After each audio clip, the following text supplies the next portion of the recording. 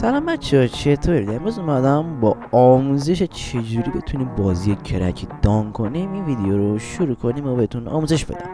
اول از همه ما میریم بازی اونو دان میکنیم. حالا از چه سایت هایی دان کنیم؟ این سایت ها خیلی مهمن برای بازی کرکی، حتما یادتون باشه و خیلی کار بدن. اولین سایتی که میخوام بهتون معرفی کنم پارسی گیم هستش. پارسی گیم یه سایت خیلی معتبری هستش که شما میتونید ازش بازی کرکی رو دان کنین و لذت کافی ببرین. حالا چرا میگم معتبر هستش؟ چون تعداد این که مثلا بازیه که شما مثلا دارین لگ باشه یا مشکل داشته باشه یا اروری بده یا بالا نیاره خیلی درصدش پایین میاد و عملا بازی شما خیلی قشنگ و زیبا بالا میاره و شما میتونید بازی کنید بدون که پول بدید. دومین سایتی میخوام بهتون معرفی کنم، اینم سایت معتبری هستش به نام گولد تیم که اینم سایت خیلی خوبیه.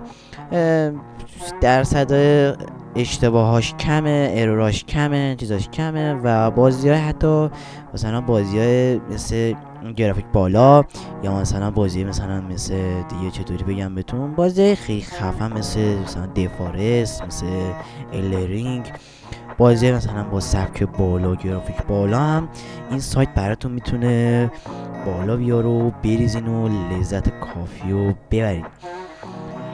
سومین سایتی که میخوام بهتون معرفی کنم اسمش هست اسمش هست پاریت گیمز.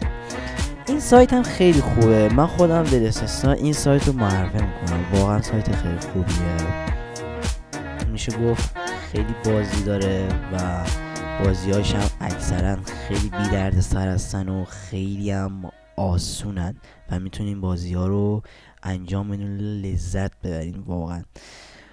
خب حالا بعد از که حالا ما سایت ها رو معرفی کردیم اینا، حالا مثلا من بازی دان کردم و میخوام بازی انجام بدم. بعد دو تا بخش تقسیم میشن این بازی‌ها، یه همین شکلی هست، دو تا بخش تقسیم میشن. یه بخش داریم معمولی، یعنی یه دونه پارت بیشتر نی و چند تا پارت ریز میشه. یه دونه پارت بیشتر نی، یه دونه هم داریم. بذارید من بهتون نشون بدم، اونجا برم بهتون نشون بدم، یه دقیقه وایسین. نه اینجا 26 اشتباه کردم.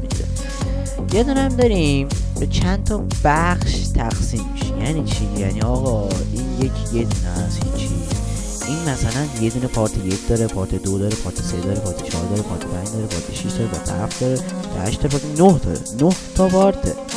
خب اینا زیاد فرق خاصی ندارن، شاید یک کوچولو فرق هستش. ما میایم چیکار میکنیم؟ ما میایم دقیقاً روی این چیز میگیریم، راست کلیک رو میزنیم و میایم اینجا روی اسمبل کلیک میکنیم. وقتی این کار کنیم برای ما فایل فشرده سازی میشه. یعنی فشرده سازی میشه یعنی یه پوشه برای ما اینجا بالا میاره و ما میتونیم بازی رو از اینجا بازی کنیم و لذتش ببریم. اما تو بازی کرکی چجوریه؟ بازی کرکی هم یه جورایی همین جوریه ولی طولانی تره از بازی چیز. دوباره به اینجا صحنه رو میزنیم، صبر میکنیم تا چیز بشه. بعد اینجا برای من اگه دقت کرده باشین همین جوری هی داره باز خودش وقتی میزنم میاد. خب این نباید اینجوری باشه، برای من باید برده یه جوری، نمیدونم چرا. باید از شما پسورد میخواد. این دوتا بازی که من دارم پسوردی نداره. حالا چجوری بتونیم پسورد رو گیر بیاریم؟ تو همون سایتی که هستش، با من مثال من میرم روی پاریت گیم، به همون سایت کلیک میکنم، مثلا یه دونه مثلا همین RAP او رو مثلا کلیک میکنم. وقتی این بازی کلیک میکنم اینجا برام بالا میاره و اینجا بهمون یه دونه پسورد باید بده. بچه پسورد بده کنیم نکنم رمز فایل فشرده. اینجا پسورد برام زده، میتونیم روی کپی بزنیم و بعد از اینکه اون رو زدیم اینجا یه مربع برام باز میشه. اونجا با دکمه کنترل وی، کنترل علاوه وی دیگه هم با اونجا با همون رست میکنه و خیلی راحت میتونیم